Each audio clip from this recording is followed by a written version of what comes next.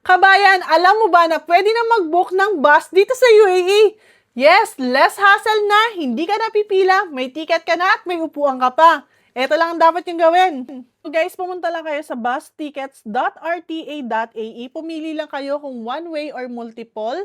Tapos kung saan kayo manggagaling, for example, sa Abu Dhabi, i-click nyo lang po to. Tapos yung Abu Dhabi Central Bus Station. Tapos yung kung saan kayo pupunta, pwedeng sa Al Ghubaiba or sa IBN Batuta. Pumili lang kayo. Tapos kung ilang passenger, i-click nyo lang din yun. Tapos search. So, ang available ngayon is, ngayong araw is 11:50 p.m. Tapos next nyo lang siya. Ayan. Confirm nyo lang. So, pipili kayo ng seat. O, di ba parang nag-book talaga kayo ng flight. So, pinili kong seat is eto. Confirm nyo lang to dahil priority seat to. Guest checkout.